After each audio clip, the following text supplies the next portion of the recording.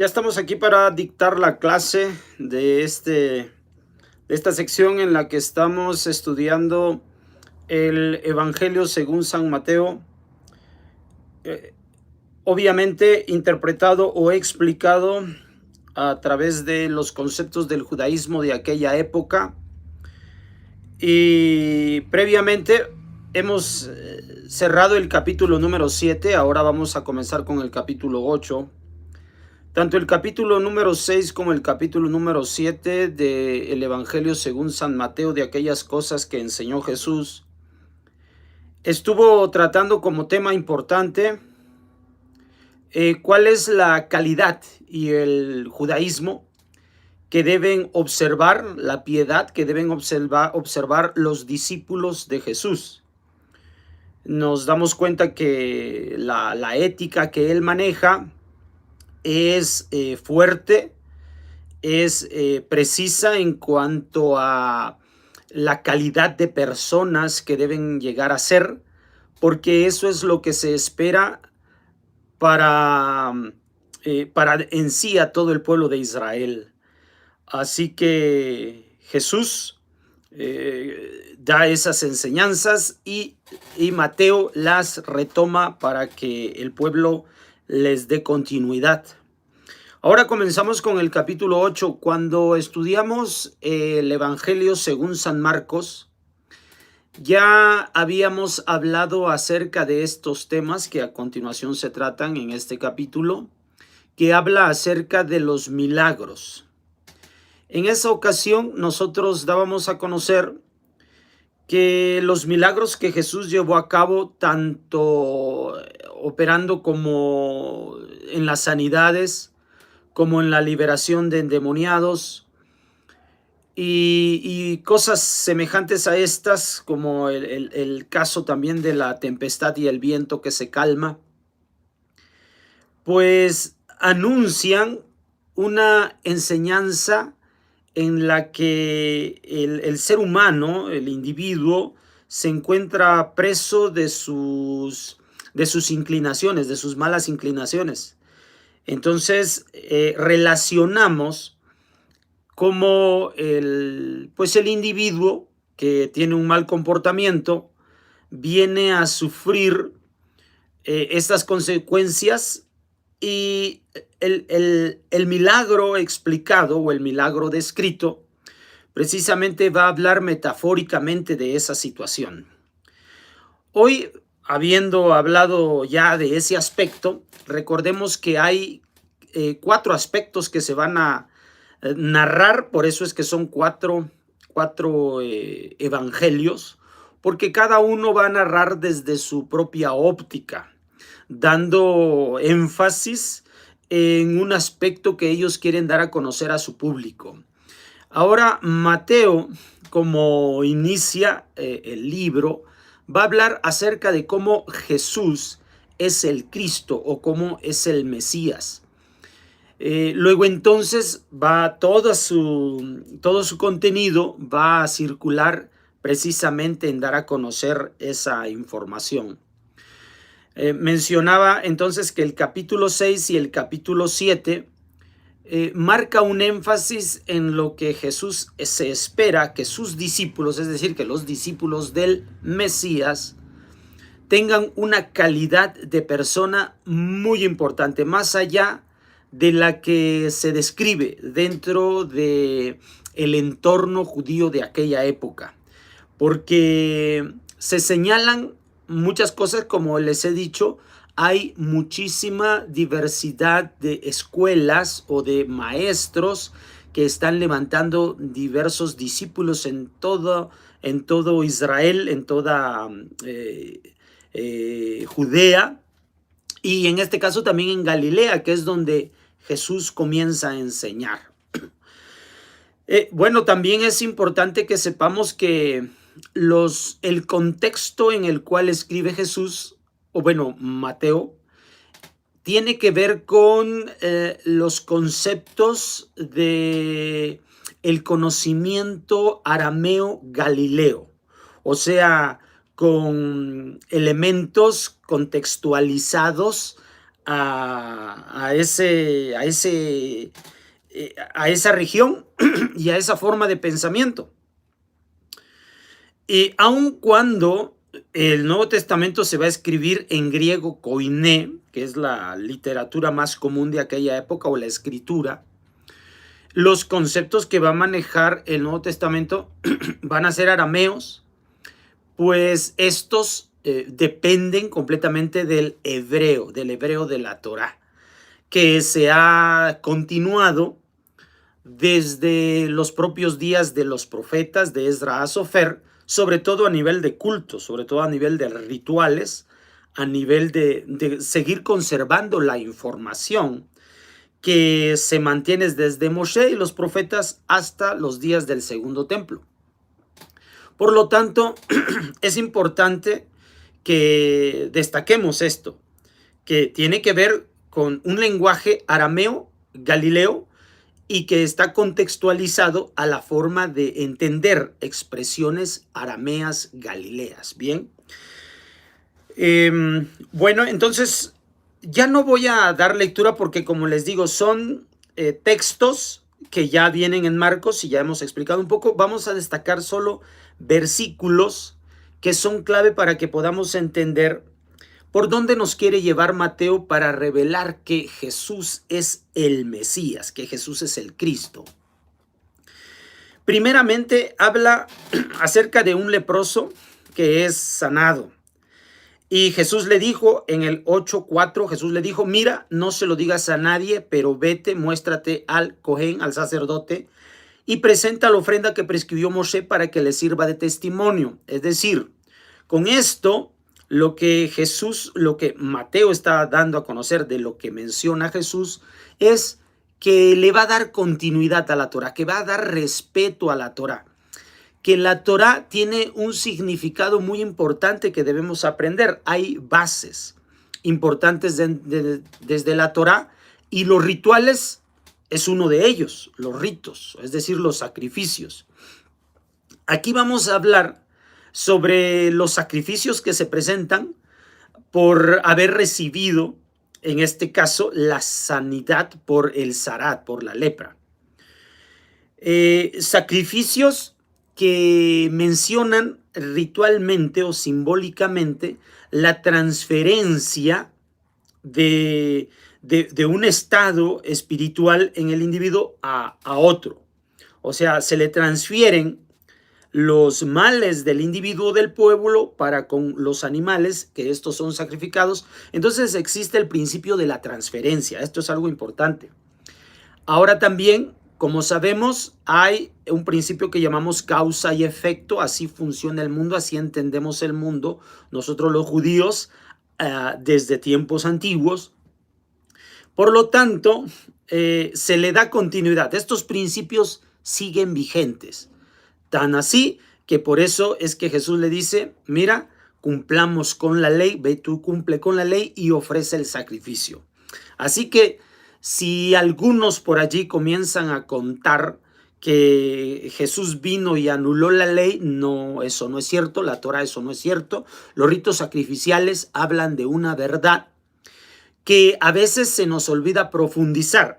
Lo que hace saber Mateo a través de esto es que precisamente es que busquemos profundizar en los conceptos ya descritos en la Torá y en estos sacrificios. Más adelante se habla sobre la curación del criado de un soldado, de un oficial del ejército romano, quien ha ido a buscar a Jesús, ha oído que tiene la oportunidad de salvar a las personas. Entonces, de las enfermedades que sufren. Las enfermedades que sufre la persona es debido a que hay un bajo estado del alma. El alma y el cuerpo, para el judaísmo, el alma y el cuerpo son uno solo. Son una sola entidad, somos un solo ser, alma y cuerpo. Pero el cuerpo es más vulnerable. Y por eso es que lo que le afecta al alma rápidamente afecta al cuerpo. En este caso lo hace a través de las enfermedades, se manifiesta a través de las enfermedades. Esto revela que hay algo en el alma del individuo, en la persona, y se manifiesta físicamente para que esa manifestación física nos haga reconsiderar, nos haga meditar aquello en lo cual nosotros nos hemos equivocado. Y precisamente como hay esta relación de causa y efecto, en función de donde está sucediendo la dolencia o la queja, ahí es donde nosotros debemos analizar nuestra vida, porque está ocurriendo algo a nivel del alma que se manifiesta en ese órgano preciso o en esa parte del cuerpo. Pero también aquí se va a tratar un tema muy importante, que es el de la autoridad. Jesús va a ver que hay confianza de este soldado, este oficial, en que pueda salvar la vida de su criado, de su siervo, y lo hace apelando a que asimismo, como él como oficial tiene gente a su cargo y estos obedecen todo lo que él les indica, así como de igual manera él es subordinado a otros, entonces también él tiene que obedecer y acatar las órdenes de aquellos que son sus jefes. De este modo se entiende que se habla de la autoridad, y reconoce el soldado que Jesús tiene esa autoridad. Autoridad porque obviamente ha oído que se han alcanzado a salvar las personas a través de Jesús, han alcanzado a curarse las personas a través de Jesús. Luego entonces menciona que con que diga solamente la palabra, el cual tiene autoridad, y ya la reconoce este oficial, luego entonces no quedará más que ser obedecida. En este caso, por aquella situación que lleva el alma a estar bajo esa situación problemática en la cual se encuentra. En este caso es su siervo, pero no se necesita dar una orden directa. Con que se mencione la orden, tiene que ser seguida, no importa dónde estén los soldados, no importa dónde esté aquel dolor o aquel problema que le aqueja al criado, al siervo, de todos modos sanará. Jesús, cuando ve la confianza y la comprensión que tiene acerca de la autoridad de este hombre, menciona lo siguiente: os aseguro que en Israel no he encontrado a nadie una fe tan grande, no he encontrado en nadie una fe tan grande. O sea, la sapiencia de este hombre de comprender cómo funciona la autoridad. Y os digo que vendrán muchos de oriente y occidente y se pondrán a la mesa con Abraham, Isaac y Jacob en el reino de los cielos. Aquí está hablando de una festividad, de un banquete, de una reunión en la cual se encuentran todos aquellos privilegiados que han alcanzado la fe. Aquí dice que así como este soldado romano, este oficial, viene llegando y con su confianza que tiene en Jesús y en que estas cosas sucederán para bien, él alcanza el grado de la familia de la fe, de Abraham, Isaac y Jacob, y lo mismo que él, muchos, dice que vienen de oriente y occidente se pondrán a la mesa, es decir, se pondrán a celebrar, estarán disfrutando de aquella ventaja que tuvo Abraham, Isaac y Jacob. Es decir, Jesús está anunciando que la gente de fuera va a venir al entorno de la fe, al círculo de la fe, al círculo de seguir a Jesús y de creer en Jesús. Mientras que los hijos del reino, es decir, se refiere a los judíos, serán echados a las tinieblas de afuera. Allí será el llanto y el rechinar de dientes. Luego Jesús dijo al centurión: ve y que suceda como has creído, y en aquella hora sanó el criado. Bueno, aquí también es importante que podamos entender el significado de estos conceptos en el arameo galileo, como les he mencionado. Habla de aquellas personas a las cuales se les ofrece la invitación al banquete que se está celebrando, banquete que disfrutaron Abraham, Isaac y Jacob, es decir, de disfrutar de la presencia divina.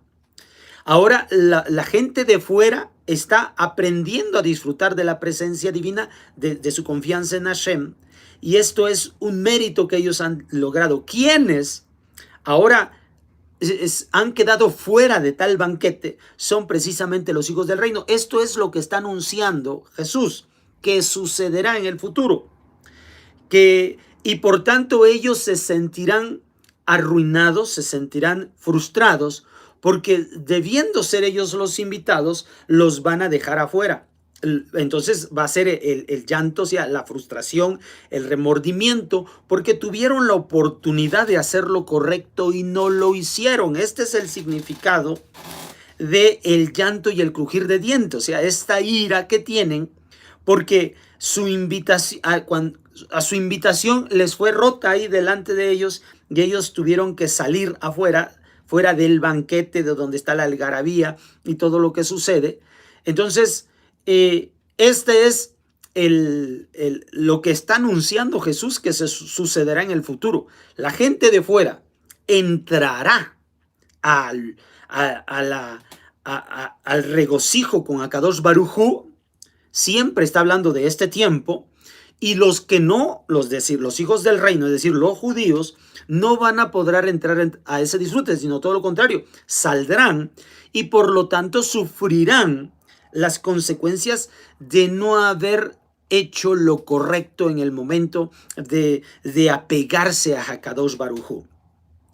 A veces este texto, bueno, no, a veces creo que siempre entienden este texto como algo que viene del mundo por venir, ya sea para bien o ya sea para mal, pero no, en el judaísmo estos conceptos no existen. Este concepto del el mal futuro, es decir, el mal después de la muerte, nosotros no creemos en eso, o sea, no podemos asegurarlo. Aquello que sí aseguramos es el Olam Haba. El mundo por venir es un estado al cual aspirará todo ser humano, pero obviamente va a tener la oportunidad de hacerlo, el privilegio, porque aquí hace lo correcto. Pero al mismo tiempo ese reino de los cielos comienza a disfrutarse desde aquí. No es algo que sucederá hacia el futuro, sino que precisamente como aquí se está disfrutando del reino de los cielos, entonces se abre ese conocimiento al Olam Haba. O sea, el Olam Haba es un nuevo estado de revelación al que llegará el individuo cuando ya está disfrutando del reino de los cielos en esta tierra. No, hasta entonces se abre ese conocimiento. No es algo que ya tenemos como por decreto. Así que por lo mismo, no hay esto de que va a haber una revelación de un infierno, ¿no? Eso no puede ser posible, porque el sufrimiento que la persona tiene aquí, ese es el llanto y el crujir de dientes. El sufrimiento en este mundo presente es el que precisamente le va a abrir la oportunidad a corregirse para poder vivir en el reino de los cielos en esta tierra y posteriormente abrirse al Olam Haba, que es el punto, que es el mundo que viene. O sea, jamás podría haber una revelación futura de un infierno, porque eso no está establecido, eso no existe dentro del judaísmo. Es como lo he dado a conocer hace un momento, que debemos establecer el reino de los cielos aquí en esta tierra, y una vez que vivamos en ese reino de los cielos, vamos a descubrir el Olam Haba. O sea, es una nueva revelación, un estado superior al que nos damos cuenta que ascenderemos, pero no hay un estado inferior. Eso no en el judaísmo.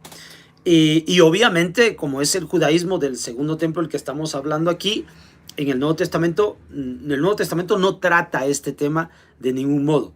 Esto es lo que les digo desde el arameo galileo. Luego, más adelante, habla sobre la sanidad de la suegra de Pedro y luego cómo ésta comienza a servirles. Esto para que podamos identificar que ocurre en el acto, tal como al criado aquel dice, sanó, y en el acto. O sea, todo ocurre en el mismo acto. ¿Cómo? Luego le trajeron muchos endemoniados y a todos curó, a todos de acuerdo a las necesidades que tenían. Para terminar citando Mateo un texto de Isaías, que habla mucho de la vocación que el Mesías tendrá en esta tierra. Esto es lo que hace Isaías. Y toma un texto de Isaías 53, versículo 4, donde dice, Él tomó nuestras flaquezas y cargó con nuestras enfermedades. Bien, este texto, 53 del libro de Isaías, desde la antigüedad ha tenido interpretaciones, ha traído interpretaciones, lo trata, por ejemplo, del Talmud, lo va a hablar Sanedrín 98, lo va a hablar Suká, me parece que es 52, Suká 52a. Esto habla acerca de el sufrimiento que sufrirá Israel por causa de ser el elegido de Hashem y que tiene que cambiar las normas de conducta y de vida del individuo. Entonces, como son normas y conductas de vida muy elevadas, estas estarán en confrontación con la forma social de vida de su entorno. Por lo tanto, como no se moverán del mismo modo que el resto del mundo se mueve, vendrá sufrimiento sobre ellos y va a ser difícil que soporten todas las pruebas que significará sustentarse, fortalecerse en vivir de la vida acorde a los mandamientos de Akadosh Baruj Hu, que sufrirá mucho. Ahora, ese sufrimiento va a finalmente terminar de darle a conocer al mundo entero que el sufrimiento de Israel les abrirá los ojos de su entendimiento a fin de darse cuenta de que se hace necesario también tener un modo de vida como lo tiene Israel. Entonces Israel sufre de esa flaqueza y de todas las dificultades que el mundo entero echa sobre sí, pero servirán a su vez para revelarle al mundo entero que esa es la forma correcta en que deben vivir. Ahora, obviamente no todo Israel va a tener esa facilidad de dejarse castigar por esa situación.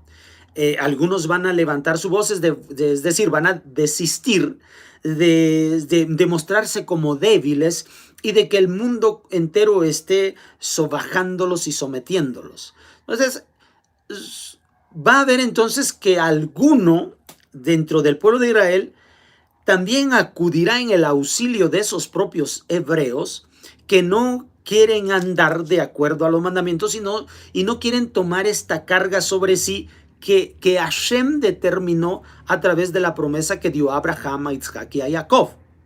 Luego entonces habrá siempre alguno que quiera reivindicarle el camino a estos hebreos que no quieren seguir este ritmo de vida.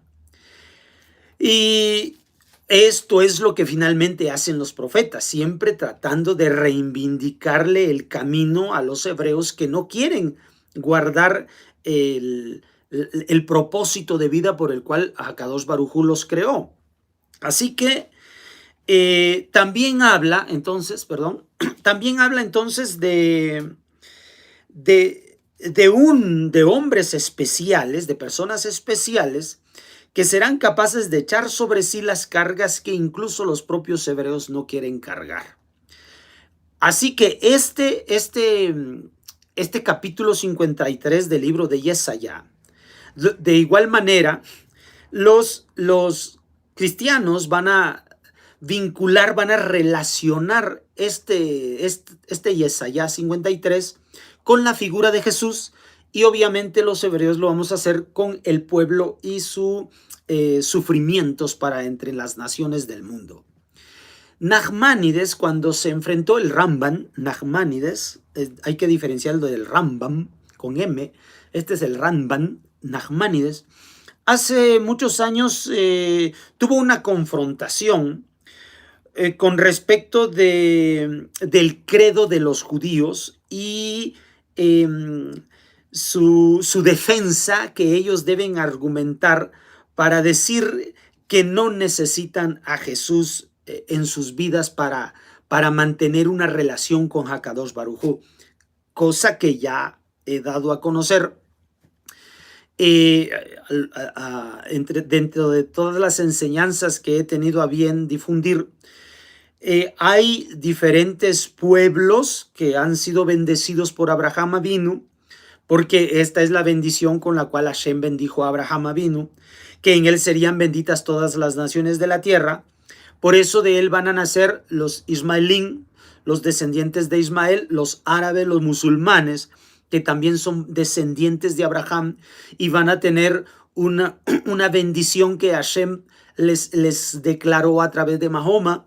Y luego están nosotros los judíos, viene de la línea de Yitzhak, y a nosotros, por medio de la circuncisión, de la obediencia de los mandamientos, mantenemos una relación con él. Pero también están los cristianos, que a través de este Jesús y del mensaje del Nuevo Testamento abre la oportunidad para ellos, para que también sean benditos para Hashem dentro de esta promesa que ha dado a cumplir Abraham. Así que habemos tres distintos grupos que no debemos estar discutiendo entre nosotros, pues es la promesa que Hashem hizo a Abraham Avinu y se la cumplió, Baruch Hashem. Así que lo único que tenemos es que sí debemos apoyarnos los unos a los otros para que crezcamos en el conocimiento de Akadosh Baruj Hu, todos estos grupos, porque al final aquello que acercó a cada uno de estos tres diferentes grupos a Hashem es algo que podemos aprender y retroalimentarnos los unos de los otros. Luego entonces, Nachmanides precisamente va a dar a conocer en esta disputa que se dio en aquellos días, de que el pueblo de Israel no necesita a Jesús. Sí, tal vez los gentiles lo necesitan, pero el pueblo de Israel no lo necesita. Esto es lo que quedó claro. O sea, de que sí alguien tiene que sufrir es el pueblo de Israel. Sí que a veces el pueblo de Israel, como no cumple con la calidad moral y el compromiso con Akadosh Baruj Hu de hacer lo que tiene que hacer, de cuando en cuando llegan algunos profetas y algunos sabios que reivindican al pueblo en su compromiso. Así que esto es lo que ocurre. El Zohar también lo aclara muy bien. Esto es en el tomo 2, en la página 212. También el Zohar aclara mucho acerca del sufrimiento que sufrirá alguien que nosotros llamamos dentro del judaísmo como el Mashiach ben Yosef. Habiendo dos Mashiach, de acuerdo a lo que dice el Zohar, el Mashiach ben David y el Mashiach ben Yosef. El Mashiach ben David, pues aquel glorioso que irrumpirá sobre el pueblo de Israel con energía y destruirá pues a todo enemigo para el pueblo de Israel.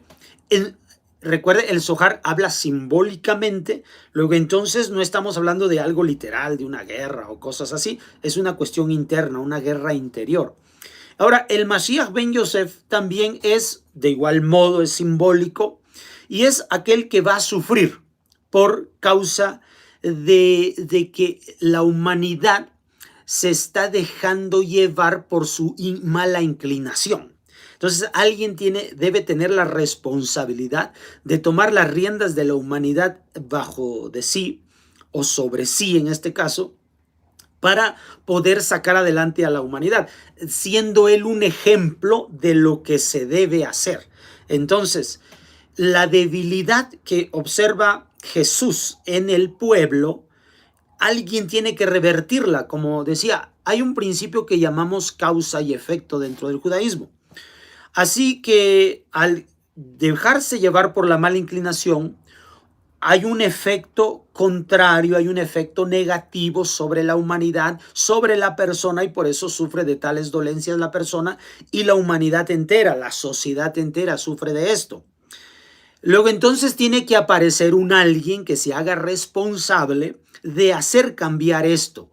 La mejor forma de hacer cambiar esto es mostrar con el propio ejemplo cómo se deberá hacer.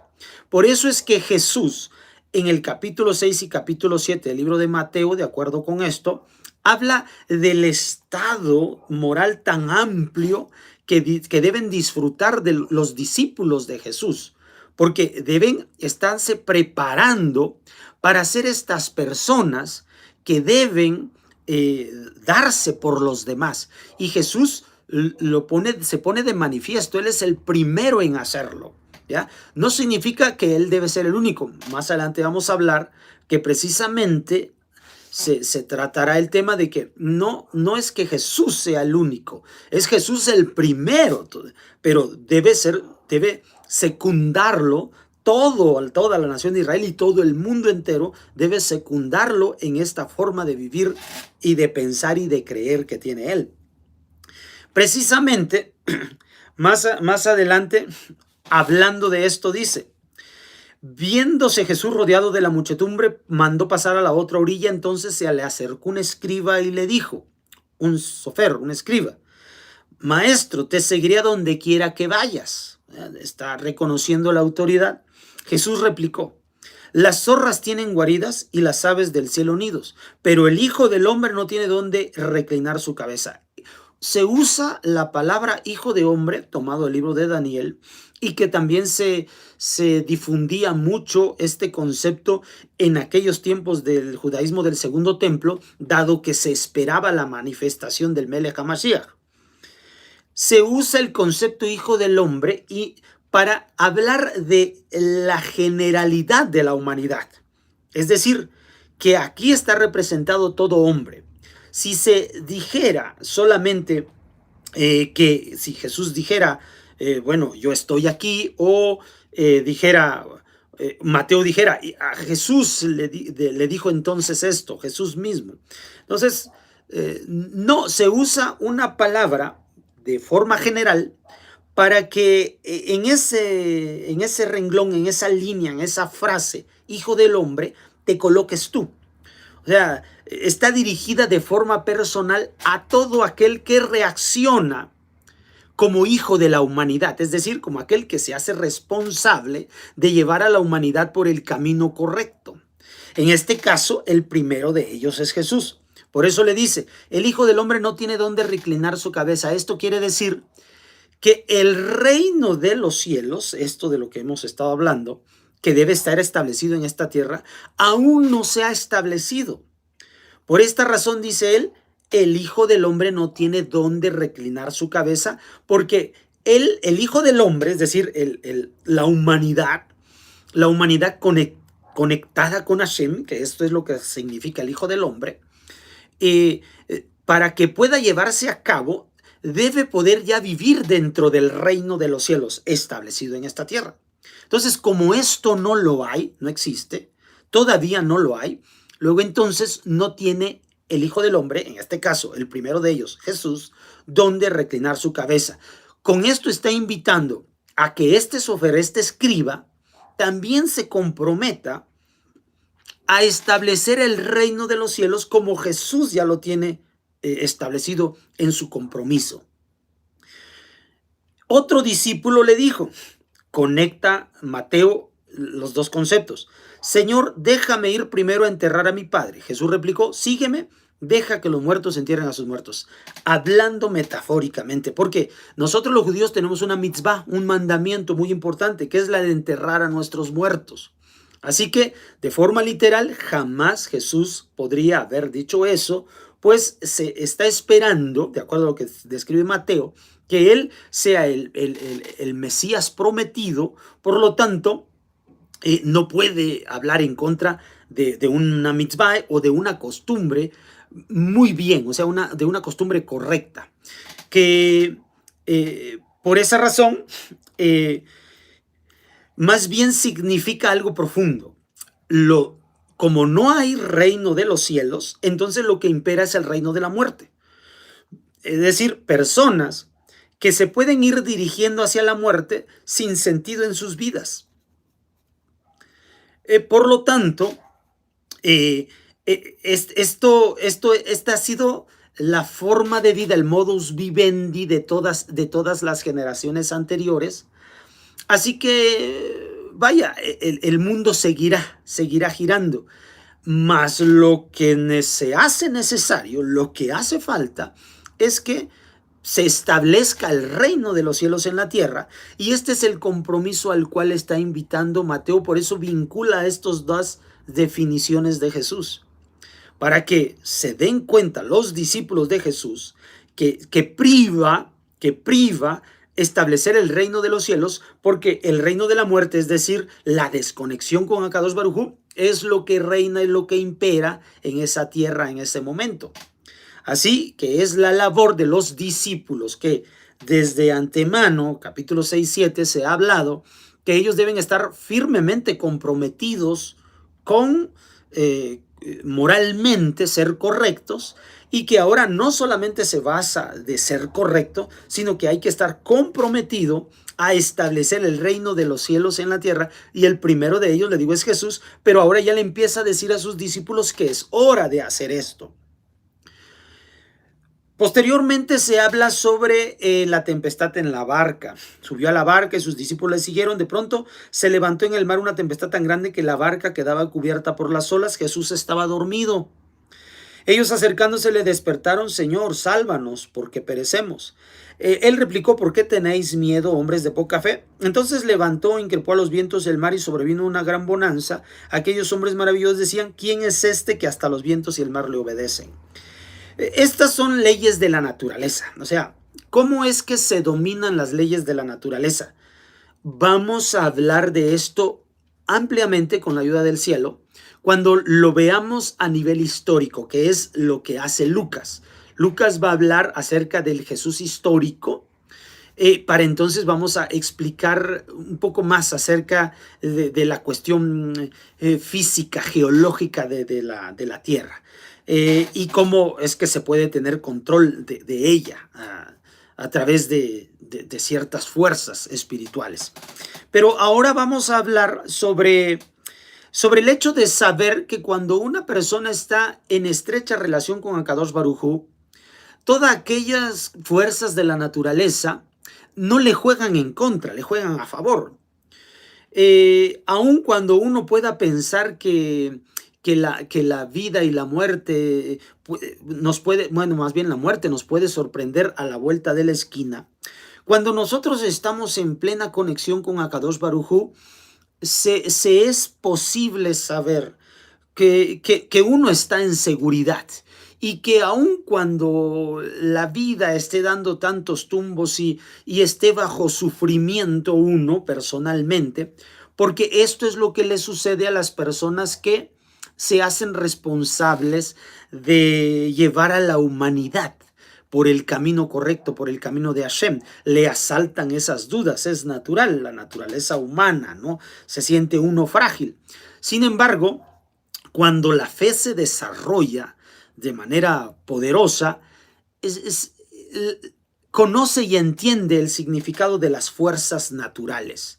Así que si también llega el momento de partir, como le sucedió a Moshe, como el propio Jesús va a dar a conocer más tarde, uno llega a saber cuál es el momento en que uno va a partir por esa relación que tiene uno con Akadosh Baruj Hu. Y obviamente eso sorprende. Ahora mismo lo estoy platicando y seguro a 2 o 3 personas se están sorprendiendo de que uno puede tener conocimiento de cuándo ya le toca a uno partir con Akadosh Baruj Hu. Pero eso se llega a saber cuando está uno conectado con el cielo. Finalmente, vamos a hablar sobre lo que ocurre con los endemoniados de Gadara. Dice que al llegar a la otra orilla, a la región de los Gadarenos, vinieron a su encuentro 2 endemoniados que salían de los sepulcros. Eran tan violentos que nadie se atrevía a pasar por aquel camino. Se pusieron a gritar: ¿qué tenemos nosotros contigo, Hijo de Dios? Por primera vez se va a usar el término Hijo de Dios aquí en el Evangelio de Mateo, en el sentido de que ya en Marcos se había dado a conocer y lo dijo un romano. Para la mente del romano, Hijo de Dios significa alguien que tiene una autoridad del cielo. porque hijo de Dios significa alguien que tiene autoridad del cielo. Esto es en el conocimiento romano. Aquí se menciona que es un conocimiento espiritual, que los espíritus dicen que lo reconocen a él como hijo de Dios, es decir, que tiene una autoridad, real, que tiene una autoridad de la cual no se duda, en la cual ellos no dudan, pueden dudar otros, pero los espíritus no dudan de ello. Reconocen que Jesús es un hijo de Dios en el sentido aquel que ha crecido y se ha desarrollado espiritualmente. Es decir, cuando Marcos menciona que el soldado romano dice que es hijo de Dios, lo hace cuando ya está en la muerte, cuando ya está muriendo Jesús o ya ha muerto Jesús. Por lo tanto, es tardía la expresión. Aquí la expresión es a medio ministerio de Jesús, para que nosotros ahora demos cuenta cómo se va desarrollando el concepto históricamente con respecto de hijo de Dios. Porque hijo de Dios se le nombra, Marcos lo nombra hasta el final de su evangelio, Mateo lo nombra a principios de su evangelio, es decir, el concepto de cómo conocer a Jesús como hijo de Dios ya está más asentado en la mente de los apóstoles, en la mente de los discípulos, cosa que era difícil de entender en los primeros años cuando se escribe Marcos. Cuando escribe Mateo, ya esto tiene mayor revelación, se entiende más el concepto y empieza a desarrollarse. Luego entonces, también por eso es que en el libro de Marcos o el Evangelio de Marcos, tardíamente se va a añadir también el término hijo de Dios, añadido al Marcos antiguo, a los documentos más antiguos del Evangelio de Marcos, se va a añadir en los primeros versículos. Pero esto es un añadido posterior. Esto es para que entendamos cómo el concepto de hijo de Dios para Jesús va evolucionando, porque va siendo entendido, va siendo comprendido por los apóstoles. Ellos escriben con el afán de darle a conocer al pueblo y, por supuesto, tener una explicación que poder darles, que poder compartirles. Luego, entonces, el concepto de hijo de Dios no tiene que ver con el nacimiento de Jesús en el libro de Mateo. Más adelante vamos a ver cómo Juan va a cambiar la perspectiva, pero les digo, es porque está evolucionando. Juan se escribe a finales del siglo I. Este está como por el año 70 de esta era. Juan se escribe como por el 90, o sea, está evolucionando el concepto. Y luego entonces, ya que menciona esto los demonios, dicen: ¿has venido aquí para atormentarnos antes de tiempo? ¿Por qué se usa esta expresión que ha venido a atormentarlos antes de tiempo? Porque los demonios son aquellos seres espirituales que surgen por causa del mal comportamiento del individuo, de la persona. Y luego entonces esa mala inclinación se fortalece. Este es el significado de los demonios. Es una fuerza que se arraiga, que se internaliza más en la persona a causa de su mal comportamiento. Así que cuando menciona viene a atormentar los artes de tiempo, significa que todavía no ha llegado el momento en que la fuerza interior del individuo, de los individuos, de la humanidad, se pueda mantener bajo control. Por eso es que dice antes de tiempo. Porque no consiste en que Jesús o el Mesías o el Cristo sea el que mantiene sometido a los demonios. Consiste en que el reino de los cielos sea establecido. Y esto significa que toda la humanidad va a poder mantener bajo control sus impulsos hacia la mala naturaleza, hacia el pecado, hacia la transgresión de la Torá. Por eso es que ellos dicen: has venido antes de tiempo. ¿Por qué? Porque la humanidad todavía no se ha desarrollado a ese grado. Recuerde, el objetivo es que la humanidad se desarrolle a ese grado. Por eso lo reconocen los demonios, es decir, todavía esa fuerza espiritual negativa contraria a Kadosh Baruj Hu en el hombre, es decir, que no se desarrolla todavía el espíritu de Hashem en la persona. Por eso es que ellos dicen que es antes de tiempo. Entonces Jesús les dice, había allí a cierta distancia una gran piara de puercos paciendo. Los demonios le suplicaron, si nos echas, mándanos a la piara de puercos. Jesús les dijo, podéis ir. Ellos salieron y se fueron a los puercos. De pronto toda la piara se arrojó al mar en lo alto del cantil y perecieron en las aguas. Los porqueros huyeron y al llegar a la ciudad lo contaron todo, también lo de los endemoniados. Entonces toda la ciudad salió al encuentro de Jesús y en cuanto le vieron le rogaron se retirase de su territorio. Bien, hablemos un poquito de esto que nosotros conocemos como el kashrut. El kashrut es la alimentación la alimentación, no puedo decir recomendada, ordenada por la Torah, de cómo debemos alimentarnos. Esto está en relación con que somos lo que comemos. Hay una mitzvah, comerás, te hartarás y bendecirás a Kadosh Baruj Hu. Esta es una mitzvah, este es un mandamiento, el mandamiento de alimentarnos. Ahora, esta alimentación debe hacer de acuerdo a las leyes que nosotros conocemos como el kashrut, que son alimentos determinados, alimentos especialmente de carne, en este caso cárnicos, nada más, no vamos a hablar ampliamente del kashrut. Los alimentos cárnicos van a ser consumidos por el pueblo de Israel porque tienen su relación con los sacrificios en el Bet HaMikdash, en el templo. ¿Y por qué tienen relación con ello? Porque los animales que son sacrificados en el templo son animales kasher, son animales que, dado la práctica de nuestros ancestros del pastoreo de animales, entonces estos animales lograron ser domesticados del estado salvaje en el que se encontraban. Pasado el tiempo de los años, se fueron domesticando los animales, es decir, adaptando su instinto de vida a mantenerse con el ser humano. Y por lo tanto, dejaron atrás su instinto salvaje. Es decir, se domesticaron. Se hicieron, y cuando se habla de domesticar es que cambiaron completamente su instinto. Estos animales que siendo salvajes, al estar en relación con los seres humanos se domestican y cambian su instinto en su esencia, estos animales son aptos para el consumo humano.